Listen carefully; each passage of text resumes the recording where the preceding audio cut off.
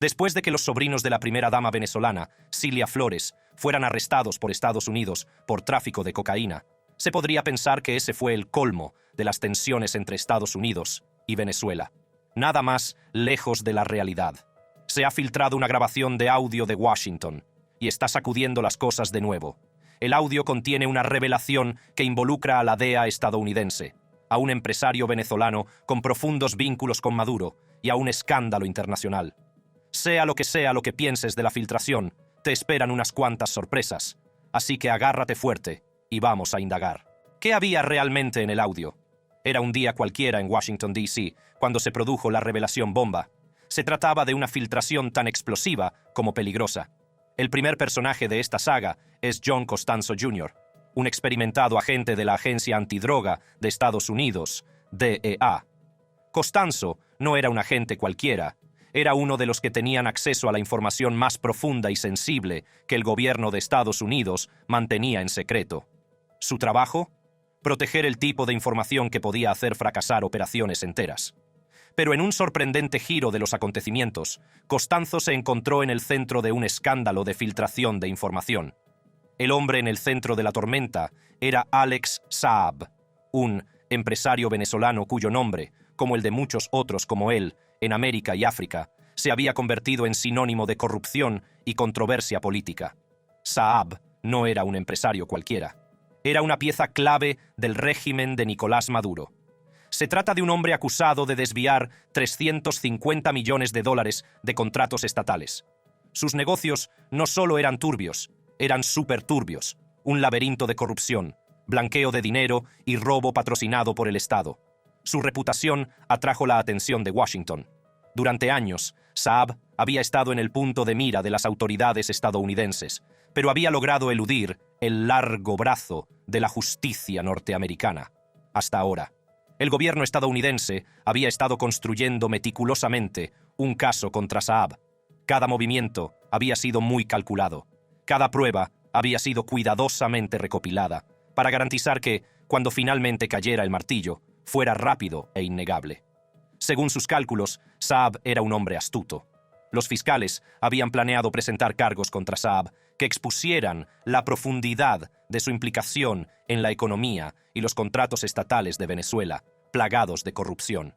Ya se había elegido la fecha de su juicio final, el escenario estaba preparado y solo quedaba ver cómo se desarrollaba. Pero entonces ocurrió lo impensable. John Costanzo Jr. traicionó a su agencia y a su país al filtrar esta información crucial. La fecha exacta en la que los fiscales planeaban acusar a Alex Saab ya no era un secreto celosamente guardado, sino que había salido a la luz, incluso en manos de Saab. Este desliz le daría a Saab la ventaja que necesitaba para burlar a las autoridades estadounidenses una vez más. Políticamente, fue el equivalente a un terremoto.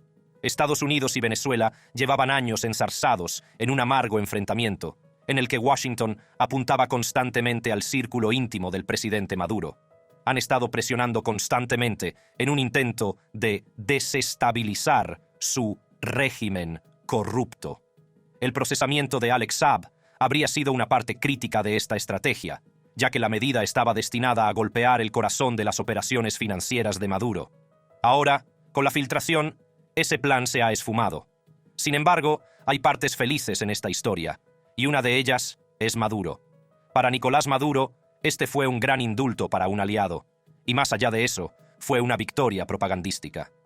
El gobierno venezolano podría ahora argumentar que Estados Unidos estaba tan desesperado por acabar con la red de Maduro que sus propios agentes de la ley estaban comprometiendo su integridad. La filtración podría utilizarse como prueba de hasta dónde llegaría Washington, incluso rompiendo sus propias reglas para socavar la democracia de Venezuela e instalar a sus títeres. Mientras tanto, en Estados Unidos, las consecuencias fueron inmediatas. Hubo una gran indignación en la DEA y en la comunidad de inteligencia en general. ¿Cómo pudo un agente de confianza traicionar así a la agencia? ¿Qué pudo motivar a Costanzo, un agente de confianza, a filtrar información tan sensible? ¿Fue la codicia, la presión o algo totalmente distinto? ¿Estaba amenazado? Las preguntas eran muchas, las respuestas, por desgracia, pocas y difíciles de encontrar. Una cosa estaba clara, sin embargo, y era que esta filtración comprometería no solo el enjuiciamiento de Alex Saab, sino también la credibilidad y la ventaja de las operaciones de Estados Unidos contra el régimen de Maduro. Con la línea de tiempo de la Fiscalía expuesta, Saab y su equipo legal ahora podían elaborar estrategias que antes no podían. Ahora podían adelantarse a los movimientos, impugnar pruebas y explotar cualquier debilidad que la filtración revelara. Era un salvavidas que Saab necesitaba desesperadamente y que podría mantenerle fuera de la custodia estadounidense en un futuro previsible.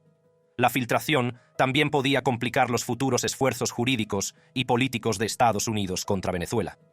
Cada paso que diera Estados Unidos sería ahora objeto de un escrutinio aún más intenso, con sus oponentes listos para atacar cualquier mala conducta percibida.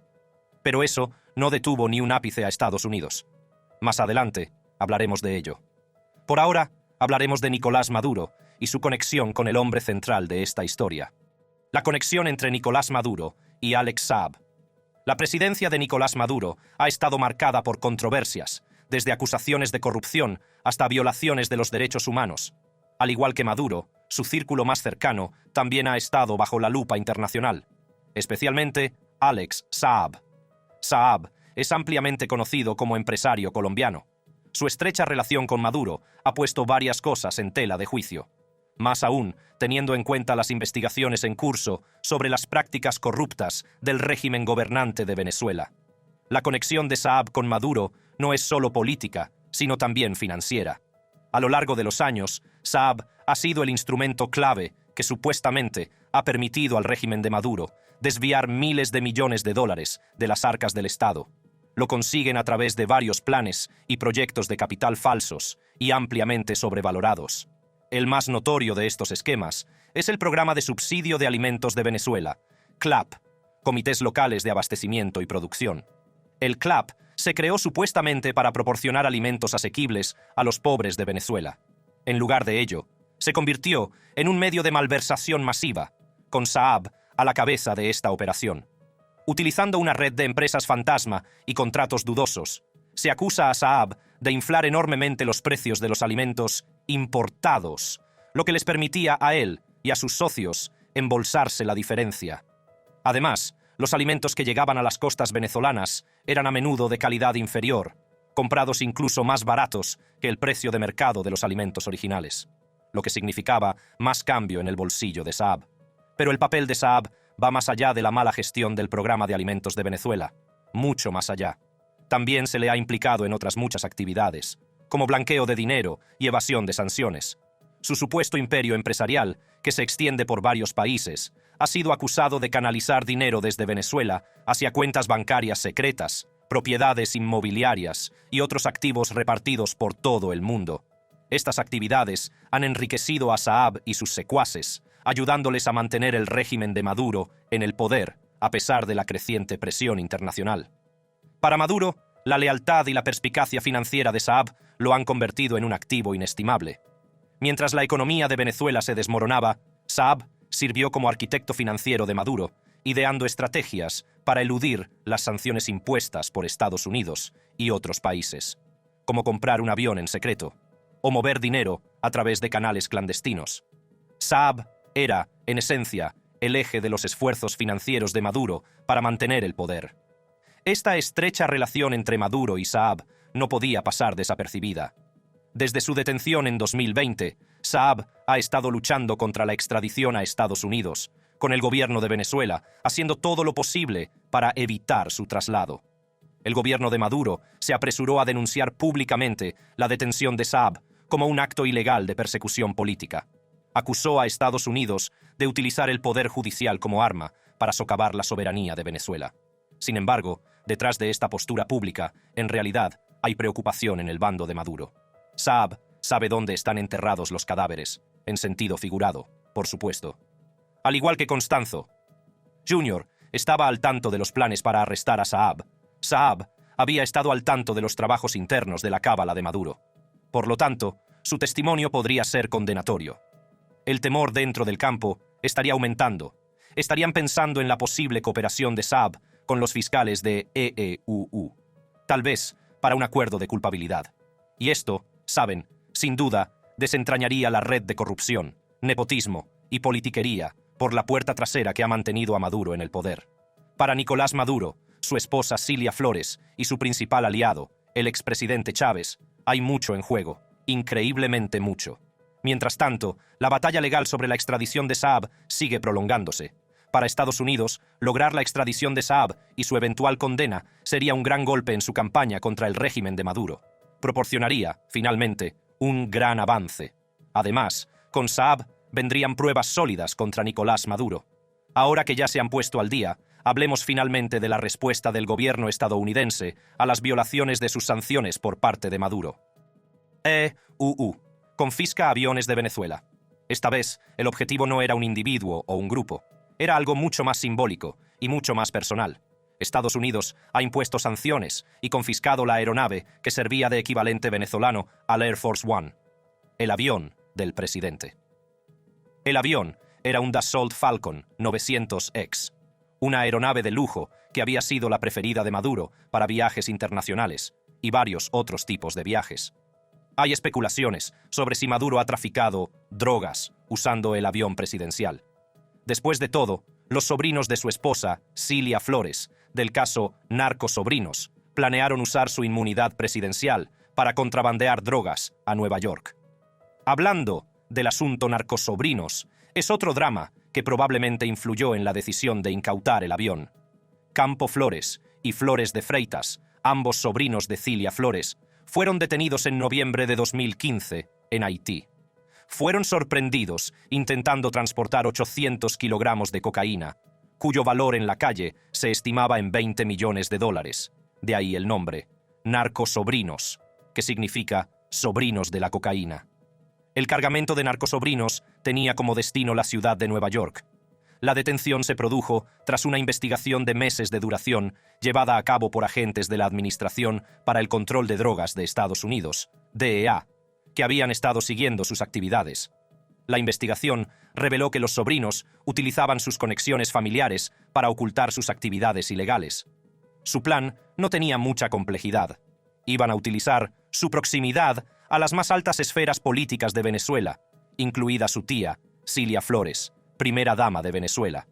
Si existe la posibilidad de que un avión presidencial pueda ser utilizado para traficar con drogas, es mejor, ¿no?, mantener dicho avión fuera de servicio.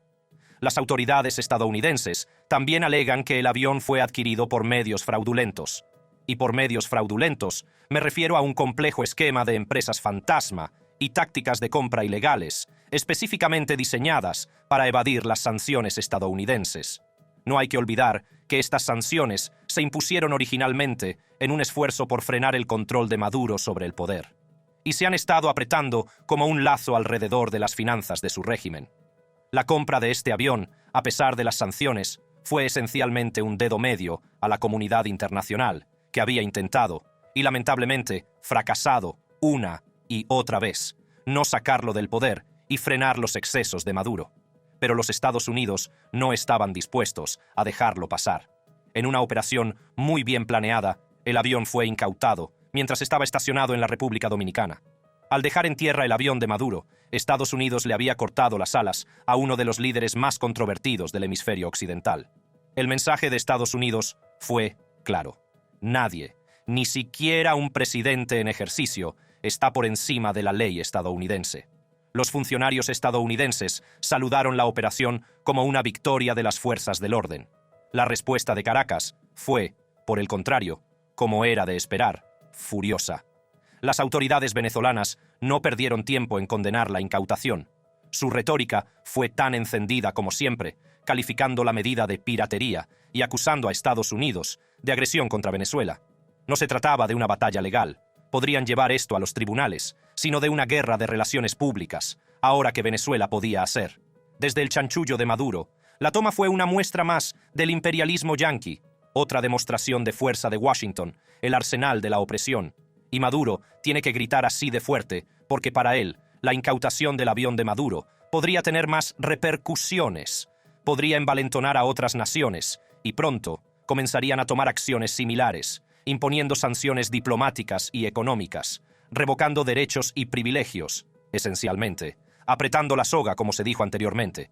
Su otra opción es adoptar una postura más agresiva desde Caracas, la capital venezolana, pero esto podría llevar a una situación aún más volátil en una región ya de por sí inestable.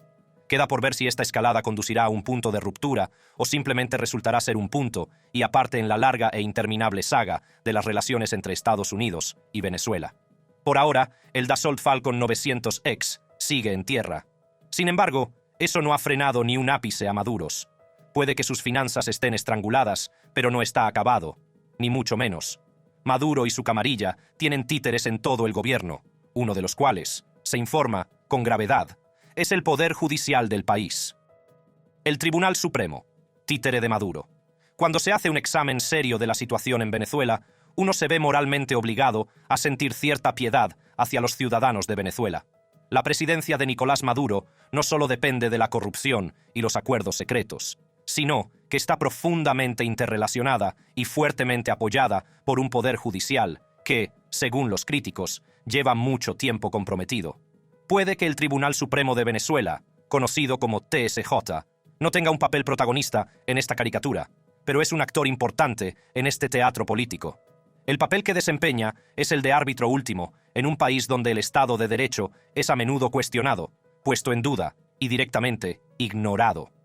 En los últimos años, las decisiones del TSJ han favorecido sistemáticamente a Maduro, validando unas elecciones que muchos observadores locales e internacionales y figuras de la oposición han tachado de cualquier cosa menos de justas. El último acto de esta saga en curso se produjo con la validación por parte del TSJ de los resultados de las elecciones presidenciales de 2024 y del proceso. Un proceso que se vio empañado por el ridículo, el escándalo y el fraude. La victoria de Maduro, tal y como fue declarada por el Consejo Nacional Electoral, CNE, no sorprendió a aquellos que han visto cómo el partido del chavismo se afianzaba en el poder a lo largo de los años. Lo que llamó la atención, una vez más, fue la rapidez y certeza con la que el TSJ confirmó los resultados. Pero, ¿debía hacerlo? Al fin y al cabo, no es un tribunal conocido por su imparcialidad. Ni mucho menos. De hecho, el TSJ está repleto de jueces leales al chavismo. También tiene un historial de tomar decisiones que se inclinan fuertemente a favor del partido chavista gobernante, a menudo a expensas de, y trágicamente en detrimento de, los principios democráticos fundamentales. Para Maduro y su círculo íntimo, el TSJ es una herramienta importante. No es solo un tribunal, es un escudo y una espada. En un ambiente donde las cosas son delicadas y la disidencia es peligrosa, el TSJ proporciona la cobertura legal necesaria para mantener una fachada de legitimidad. Por cada sentencia favorable a Maduro, este acude a la opinión pública y refuerza su propaganda de un gobierno fuerte y estable. Incluso mientras Venezuela se desmorona bajo las presiones económicas y sociales ante los ojos del mundo. Para la oposición y muchos venezolanos, el TSJ representa el último clavo en el ataúd de la democracia de Venezuela. Esta manipulación del Poder Judicial de Venezuela no comenzó con Maduro. Es el resultado de décadas de control del chavismo, desde mucho antes de que Maduro llegara al poder. Cuando Hugo Chávez llegó al poder en 1999, puso en marcha inmediatamente una amplia reforma del Poder Judicial. La Asamblea Nacional Constituyente, repleta de sus partidarios, reestructuró descaradamente el Poder Judicial, de una manera que allanó el camino para el dominio del chavismo. Las reformas de Chávez no solo cambiaron las reglas, cambiaron el juego. ¿Cuánto? En 2004, las reformas legales habían consolidado aún más este control, aumentando el número de jueces del Tribunal Supremo y llenando el Comité de Nombramientos Judiciales de aliados del chavismo. Para Chávez y sus compañeros del chavismo, esta había sido una jugada exitosa. En 5 años, habían logrado una toma de poder sistemática y total, garantizando así que el Poder Judicial sería un brazo leal del gobierno en los años venideros. Un avance rápido hasta el presente, y las acciones del TSJ continúan reforzando el control del chavismo. Más allá de la evidente violación de los derechos de todo un país, el aval del tribunal a la victoria electoral de Maduro es también una validación y una declaración de lealtad. A nadie se le escapa que el Poder Judicial venezolano ya no es un órgano independiente, sino un engranaje de la maquinaria del chavismo, que trabaja para mantener a Maduro y a Chávez en el poder, a pesar del creciente descontento dentro y fuera de Venezuela. El TSJ y sus sentencias han anulado repetidamente cualquier intento de la oposición de desafiar la autoridad de Maduro, ya sea a través de vías legales o de la protesta popular. Es un círculo vicioso. El gobierno controla los tribunales, y los tribunales garantizan que el gobierno se mantenga en el poder. Aclarar. Repetir.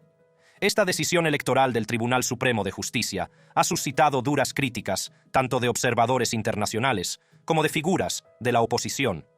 Muchos lo ven como otro golpe a la ya frágil democracia venezolana, y con razón. En resumen, la falta de transparencia en el proceso electoral, la evidente parcialidad del Poder Judicial y la protección del gobierno por parte de los militares se suman a una pérdida colectiva de fe en las instituciones venezolanas. La oposición, ya fragmentada y debilitada por años de represión, se encuentra de nuevo en un callejón sin salida. Los tribunales, que deberían servir de freno al Poder Ejecutivo, se han convertido en sus más firmes defensores. La comunidad internacional no se ha quedado callada ante estas cuestiones. Varios gobiernos y organizaciones de derechos humanos han condenado las acciones del TSJ, exigiendo una mayor transparencia, porque es mucho lo que está en juego.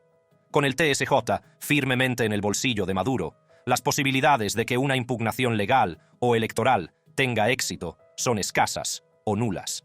Esta realidad deja a la oposición en una posición precaria, obligada a aceptar el statu quo o a recurrir a medios de cambio más radicales. No se puede exagerar el sensacionalismo de esta situación. Aquí tenemos un poder judicial, uno de los pilares más importantes de cualquier sociedad democrática, convertido en una herramienta de control autoritario. Cada batalla legal en los tribunales de Venezuela es más que una batalla legal, es una batalla por el alma de la nación. Y cada día que pasa, la esperanza de una Venezuela libre y justa se hace más tenue. A medida que el polvo se asienta después de las últimas acciones dramáticas, una pregunta se cierne. ¿Qué ocurre ahora?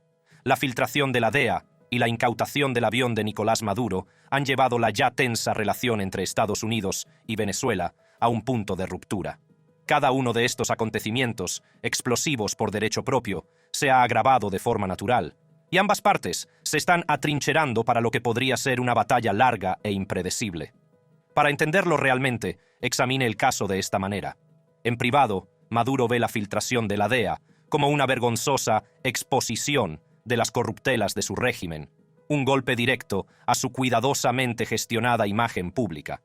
Recuerden que no se trata solo de un hombre, sino de toda la red de corrupción que sostiene al gobierno de Maduro. Un régimen que es más vulnerable que nunca, con el destino de Saab pendiendo de un hilo. Maduro está en grave riesgo de perder la cara con sus partidarios aquí. Al confiscar la aeronave, Estados Unidos envía un mensaje claro. Nadie es intocable, ni siquiera un presidente en ejercicio. Lo que también hace, y es por eso que esto puede ser visto como un ataque personal a Maduro, es socavar la presidencia de Maduro y su control. En resumen, su credibilidad acaba de ser reducida. Maduro se vio obligado a responder con un filibustero, de ahí que calificara el acto de piratería. En Venezuela, la situación es cada vez más inestable. La opinión pública, ya conmocionada por años de colapso económico, corrupción y represión política, está aprovechando estos últimos acontecimientos como catalizador para reanudar las protestas. La oposición ve en ello una oportunidad para movilizar apoyos y cuestionar la legitimidad de Maduro. Figuras como Edmundo González Urrutia, destacado líder de la oposición, han estado reuniendo a las masas, instándolas a salir a la calle y exigir un cambio. A medida que crecen las protestas, también aumenta la atención internacional sobre Venezuela. Observadores de todo el mundo siguen de cerca, analizando cada movimiento realizado por el gobierno, la oposición y potencias externas, como Estados Unidos. Y a medida que aumentaba su atención, también lo hacía la desesperación de Maduro, que desplegó primero a la policía y luego al ejército para sofocar las protestas. Las fuerzas de seguridad de Maduro, que no pueden llamarse fuerzas de seguridad nacional, no han dudado en reprimir la disidencia en el pasado, y hay pocas razones para pensar que vayan a actuar con moderación ahora. La pregunta que todo el mundo se hace es si estas protestas conducirán a un cambio significativo o si serán aplastadas como tantas otras antes. En Washington, D.C., la atención se ha desplazado a lo que viene después. La filtración a la DEA era un punto en su contra, pero la detención de Saab y la incautación del avión han dado a Estados Unidos una importante baza. Sin embargo, no está claro cómo la utilizarán, y Estados Unidos no está actuando aisladamente.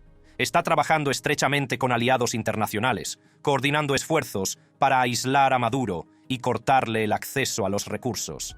Esto incluye presionar a países que históricamente han apoyado a Venezuela, como Rusia y China, para que reconsideren sus alianzas. La presión diplomática se está aplicando a todos los niveles, con el objetivo de forzar a Maduro a sentarse a la mesa de negociaciones o, en su defecto, debilitar su régimen hasta el punto del colapso.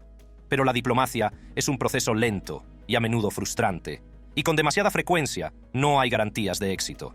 Mientras estos esfuerzos se intensifican, la comunidad internacional está en vilo, a la espera del próximo acontecimiento importante. ¿Habrá más filtraciones? ¿Más incautaciones de activos de alto nivel? ¿O quizás un movimiento decisivo que cambie el equilibrio de poder en Venezuela? La situación es dinámica y el desenlace está lejos de ser seguro. En cuanto al pueblo de Venezuela, muchos se preguntan si estas acciones de Estados Unidos y otros actores internacionales conducirán finalmente al cambio que tan desesperadamente buscan, o si simplemente darán lugar a más represión y penurias. La posibilidad de que Maduro se vea obligado a abandonar el poder es ciertamente tentadora, pero tienen que enfrentarse a la realidad. Ya ha sobrevivido a innumerables desafíos con anterioridad, e incluso si Maduro cayera, no hay garantía de que lo que venga después vaya a ser mejor. Nunca ha habido tanto en juego, y lo que suceda a continuación podría determinar el futuro de toda la región, e incluso redefinir la lucha mundial entre autoritarismo y democracia. Una cosa es cierta, esta saga dista mucho de haber terminado, y el mundo sigue atento a su desarrollo. Si te ha gustado este vídeo, consulta uno de estos recuadros que se reproducen en tu pantalla para ver más historias cautivadoras como esta.